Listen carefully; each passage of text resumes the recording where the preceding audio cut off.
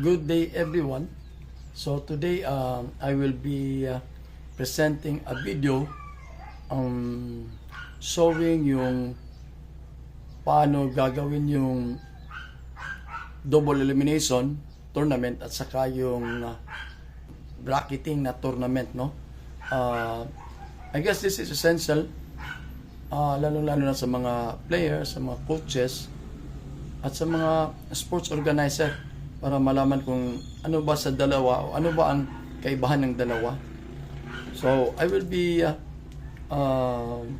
showing a video presentation para at least makita ninyo yung kaibahan at mapipilian nyo kung ano yung gusto nyo.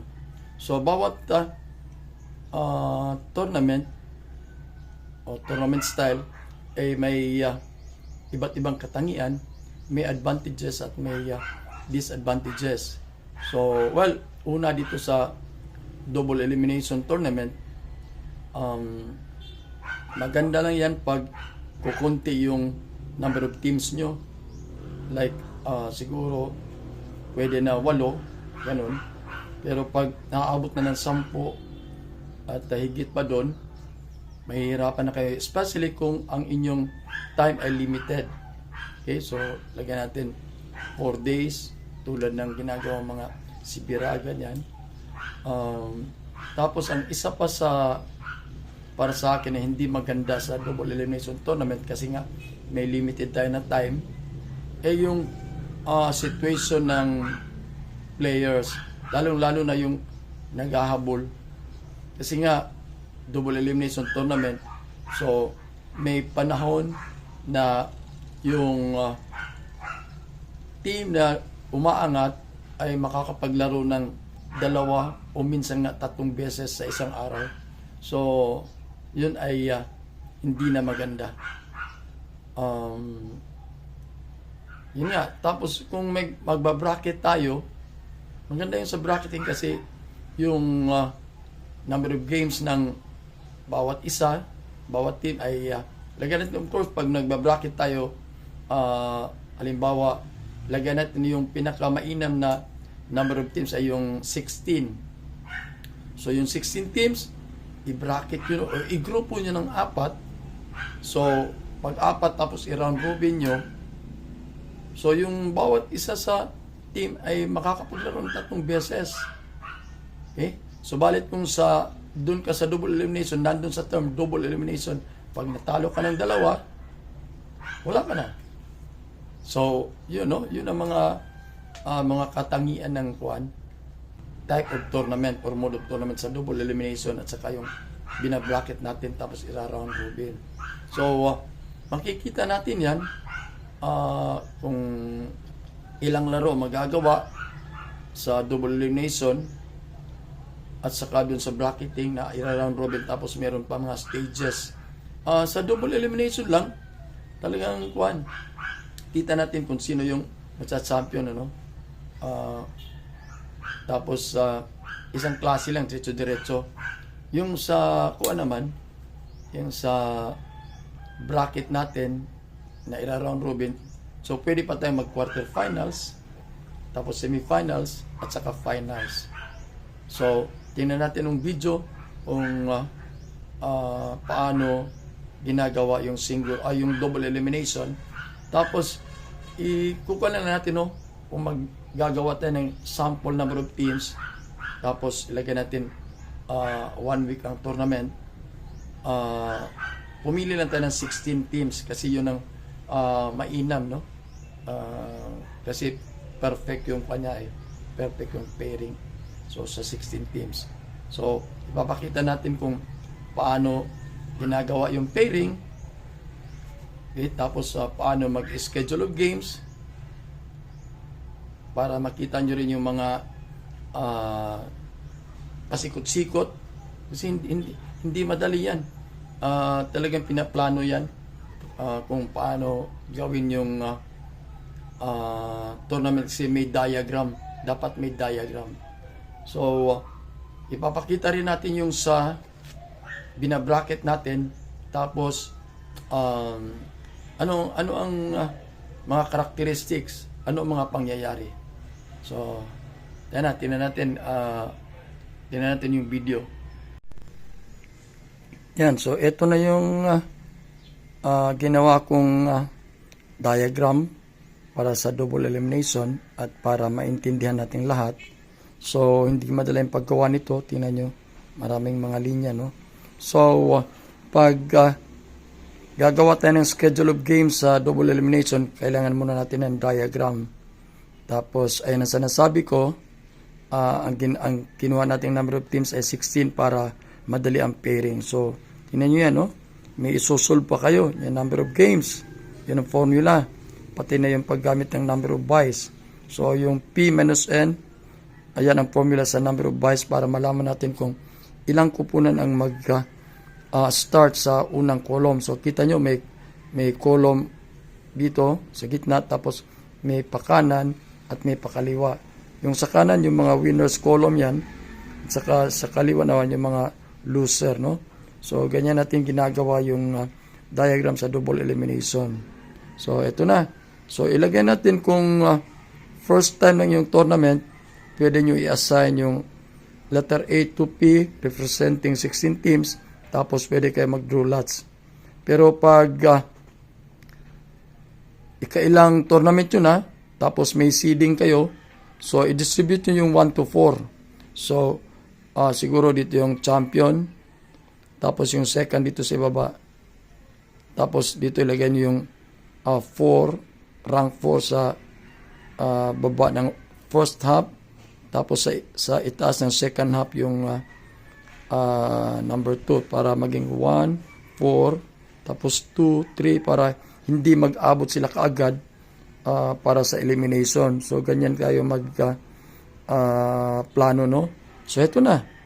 So, after explaining this one, yan, papakita ko sa inyo yung paano mag-schedule para makita nyo kung ano talaga ang kaibahan ng double elimination, saka yung ilalagay natin may bracketing sa management at saka sa financial situation. So, ito na. So, again, itong mga numbers ay game 1, no? So, i-check nyo. Pag gawa nyo yung diagram, 30 dito, 30 dito. So, yan. Correct ang yung diagram. Pag hindi nag-confirm yung dalawa, meaning may mali. At ito, tinan nyo, may game 31 tayo kasi nga double elimination, may tinatawag tayong possible rubber match. So, yan ang scenario ng double elimination. Okay? So, tingnan natin ang pairing. So, yun nga, perfect pairing. So, 1 to 8 na game. So, game 1, 2, 3, 4, 5, 6, 7, 8. Tapos, ang next game natin na gawin ay dito muna sa kanan. Kasi nga, ayan, dito muna sa kanan. Kasi pag nilagay nyo dito sa kaliwa, after the morning of second day, may eliminated na yan. So, buti na lang yung sa hapon sila maglaro para at least, no, hindi sila eliminated kaagad. So, that is now the first column. Tapos, second column sa right. Tapos, ito. So, if you will notice, ina-alternate natin yan para, yun nga, yung pagkatapos ng laro ng isang team, hindi siya maglalaro kaagad. Okay? So, alternate. So, 13, 14, 15, 16. Tapos, dito ang 17, 18. So, tapos na yan. So, dito sa 19, 20, 21, 22. So, you will notice, may mga cross, no? Nag-cross sila.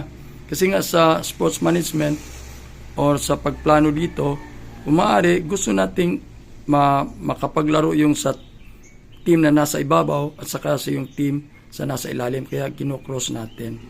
And at the same time, we are actually looking at the aesthetic view ng ating diagram. Dapat hindi marumi.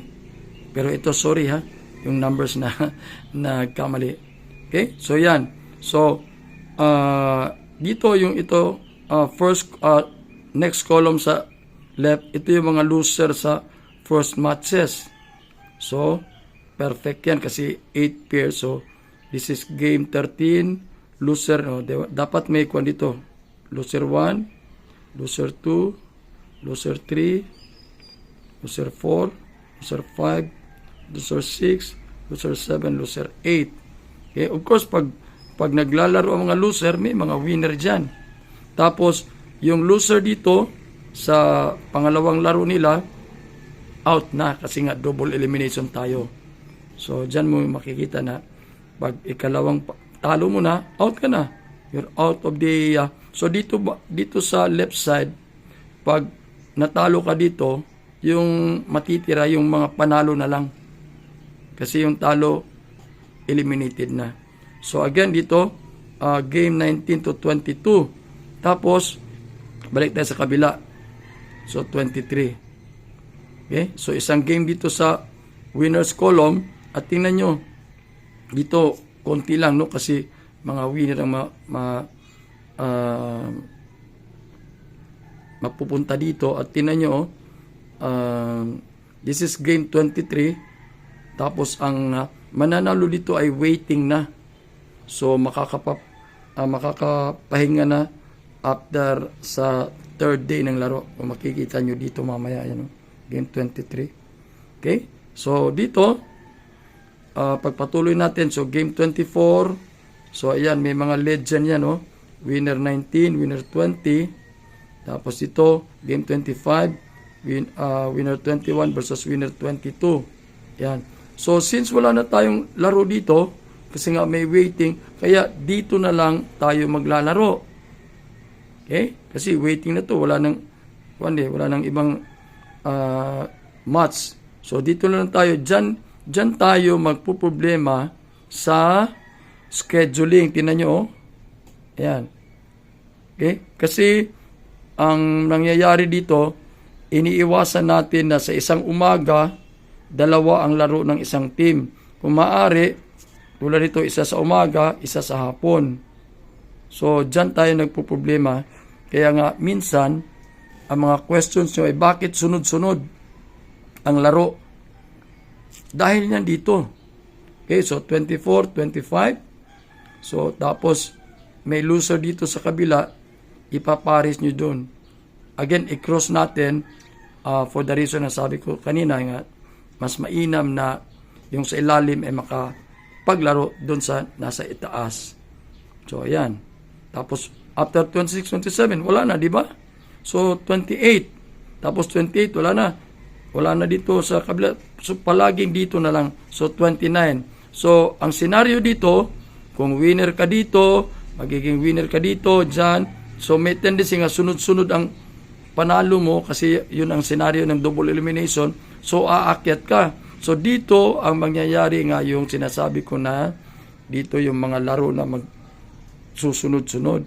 Kaya nga, iniingatan natin na as much as possible, dalawang laro lang, isa sa umaga, isa sa hapon. Pero, ayan, tinan nyo, pag yun ang ginawa natin, ayan, so, aabot tayo ng D6, which is game 30. So, dito, ilagay natin 7:30 yan. 7:30, ayan, no? 7:30. So, pwede rin, dahil rubber match ito, so, pwedeng game 31. Anyway, silang dalawa, equally exhausted man o equally rested kasi sila lang naglaro, sila din magkikita-kita. Okay? So, ayan. Ito na. I hope clear sa inyo, no? Kung bakit konti lang dito at dito marami kasi nga yung mga losers ito nag-eliminate sila at bakit sunod-sunod ang lari kasi nga kung ikaw panalo dito, may tendency panalo ka. Pag panalo ka, ikaw umuusod ka dun eh. Okay? Kaya kayo nag-aabot. Ayan. So, I hope malinaw yan, no? Para maintindihan nyo mamaya kasi yung bracketing ang ating gagawa ng demonstration. So, ito na. So, pag na-schedule tayo, of course, ayan, no? Pwede tayo 4 sa umaga, 4 sa hapon. Kaya, ayan. Kung mag-start yan ng 7:30, tapos ka ng 11:30, anyway, 2 out of 3 lang, so okay lang yan. So, game 1 to 8, 10 to 16, second day, so 18 to 24, the third day, possible. Okay? So, possible yan lahat. Tag-isang laro sa umaga, isang laro sa hapon. Pero pag abot natin ng day 4, tinan yung day 4. So that involves game 25. So itong game 25, ito game 25, siya ang maglalaro sa 7:30. Tapos game 26, okay? Itong team ang maglalaro. Tingnan yung game 27. Yung game 27, itong winner sa game 25 maglalaro uli. So what do you think, di ba? So kaya ilalagay natin sa hapon kasi dalawang laro siya diyan. Yan, so game 27. So tatlo lang nagawa natin. Kung gusto yung game 28, okay? So yung game 28, pag ikaw yung panalo sa game 25, lalaro ka sa game 27. Ayan, lalaro ka sa game 20. Tapos kung lalaro mo sa game 28, yan, tingnan mo. So tatlong beses ka maglalaro sa isang araw. And yan ang inireklamo ng mga teams at saka players. So, anyway, yan ang senaryo ng double elimination. Kaya, ang ginagawa natin, yan. Sa day 4, yan. Kasi possible maglalaro ito. Tapos siya pa rin dito. Sa game 28, baka siya pa rin. So, kaya inilalagay natin sa game dito sa day 5, kung may day 5 kayo. Okay? Tapos yung yan, dito sa 28. Pag winner 28 ka, ikaw naman maglalaro sa winner 29. So, how is that? Gusto niyo maglaro ka agad? So, ginawa natin dito sa hapon. Pero, yun nga, sa ating senaryo, yun ang mangyayari. Pwede nating papahingahin dito para kung last day na natin kasi nga usually 4 na araw lang tayo, 5. So, pwede natin ilagay dito yung game 29, tapos yung game 30 sa hapon. Now, what if aabot sa PRM? Di ba? Which is game 31. See? So, tapos wala ng araw, wala ng ibang araw ng laro, awarding na tayo pagkatapos ng dance sports o mayroon ng dance sports. So, yan ang senaryo na gusto kong ipa-share sa inyo para at least may idea kayo kung ano ang advantage or disadvantage o ano ang description on how double elimination tournament is made. So ngayon punta tayo sa bracketing. So, mauna niya ang kuhan para sa atong bracketing and then stage tournament to kasi merong quarterfinals at may semifinals tapos yung championship. So, ayan, no? Yun nyo. Again, yung 16 teams ang ginamit natin para kung maaari, yan, i-4 teams, i-4 groups natin. So, A, B, C, D, ganyan. Okay? So again, pag bago pa yung tournament, pwede nyong draw lots kung sino mga A hanggang P. Pero pag ang team nyo ay, ang tournament nyo ay mga ikailan na, pwede nyo lang ilagay yung number 1 sa bracket A, number 2 sa bracket B, number 3 sa bracket C, at saka number 4 sa bracket D. Yan na. So, ganyan. So, again, ayan, no? You need to confirm how many games. So, yan, tinan nyo. Sa isang bracket, may 6 games kasi ira-round robin naman yan natin. So, all play all. So, you see, yung team dyan ay makapaglalaro ng minimum of 3. Okay? Kasi round robin natin tapos brinakit natin. So, yan. So, all in all, there will be 24 games. Kasi, 6 dito, 6. So, 6 times 4 equals 24. At, kung pupunta tayo sa next stage, kung gusto natin mag-top 2 sa quarterfinals, pwede. Okay? So, pag nag-top 2 tayo sa quarterfinals, tingnan nyo, may 4 na games kasi i-crossover natin yung mga teams no crossover natin, yung top 1, top 2 crossover natin. Tapos yan ang kalalabasan. May 4 games tayo sa quarterfinals. Of course, yung mga natatalo dyan out na. So, punta tayo sa semifinals. Yan. 2 games. Tapos final. So, bali 7 lahat. So, kung gagawin natin, i-add natin sa 24 plus 7. So, 31 games. Okay? Tapos, may yung SC makapaglalaro ng 3 minimum. At yung scheduling dito ay mas maganda. Hindi yung may successive na kuan tulad ng gagawin din dito mamaya. Hindi tulad nung sa na may successive na kung winner ka, tapos ang dami ka pang dadaanan na mananalo ka. So kaya talagang fatigue ang kalalabasan ng mga teams na natalo tapos aangat. So dito, parehos lahat. Okay, so yan, pag may top 2 tayo. Pag top 1 tayo, kasi top 1 lang, so yung mga number 1 lang dyan sa taas dyan. So, 2 games lang tayo.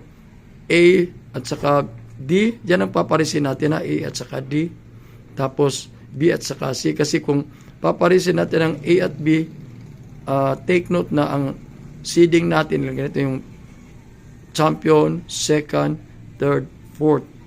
So, mas maganda yung champion saka dito muna para siguro din natin lang baka puro rin malakas. Okay? So, kaya ganun ginagawa. So, saka B at saka C, ganun natin gawin ang crossover. If in case magta-top 1 lang tayo.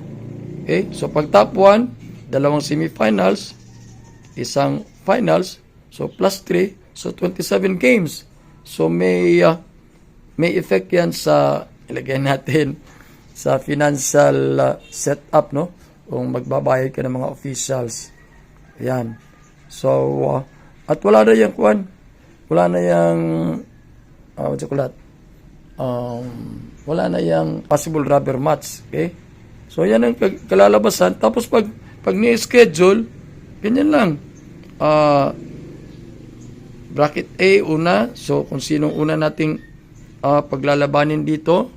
So para kasi yung sa oras ba.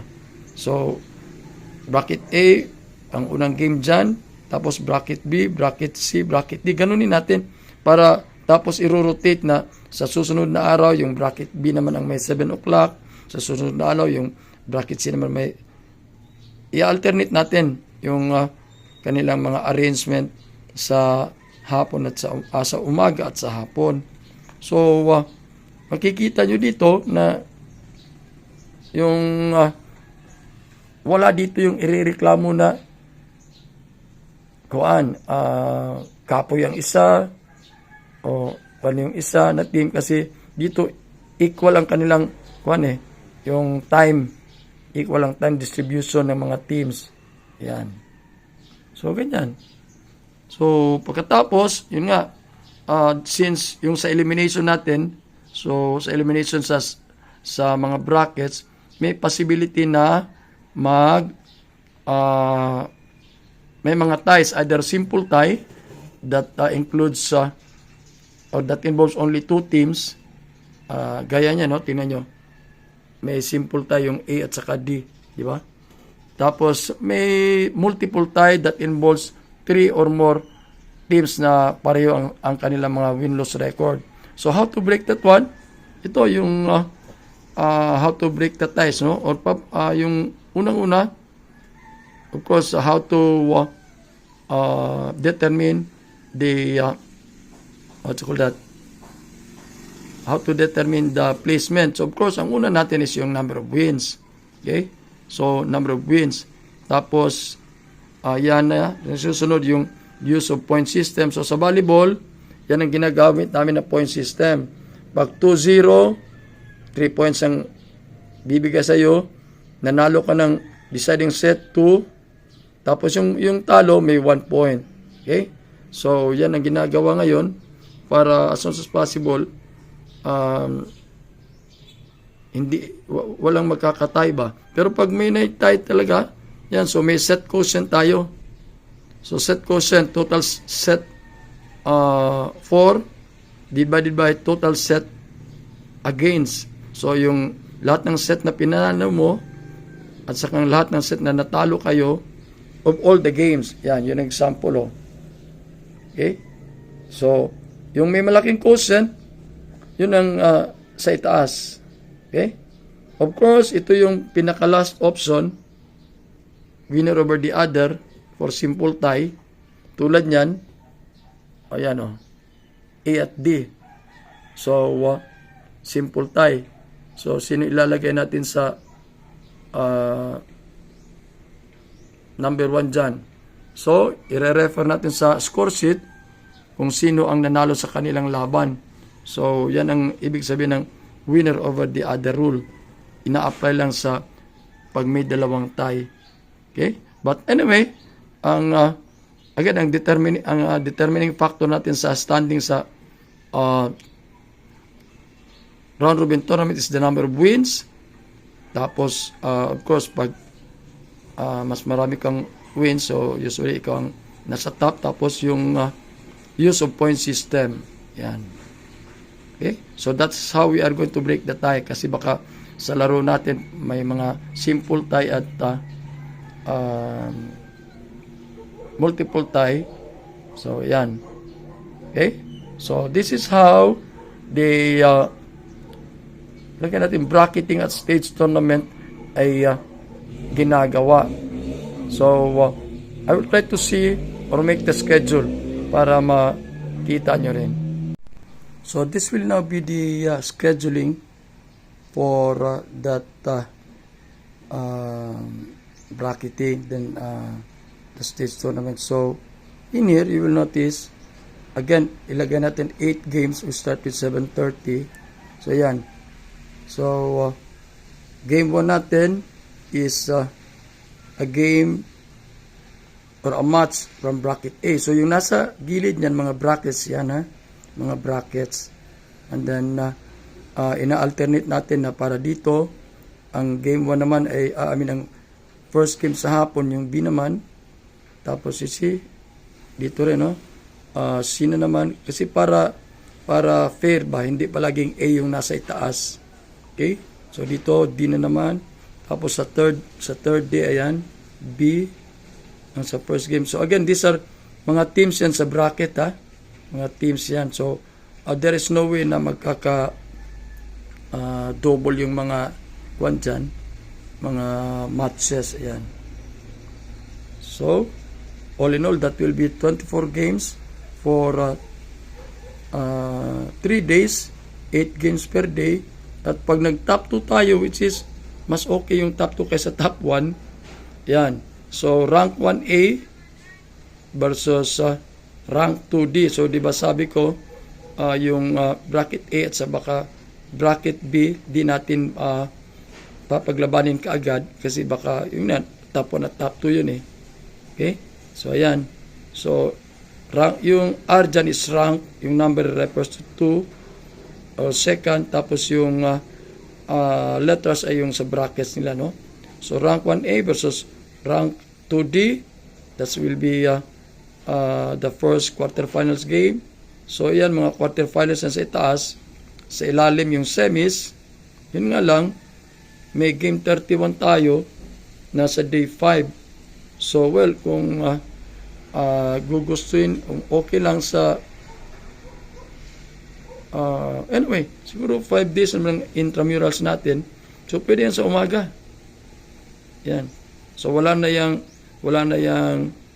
possible rubber match, and look at that. So if you will notice, all teams are having the same what's it called? Dito natin well rested. Wala yung may advantage yung isa kasi waiting, tapos yung isa kayod pa ng kayod para umabot sa championship.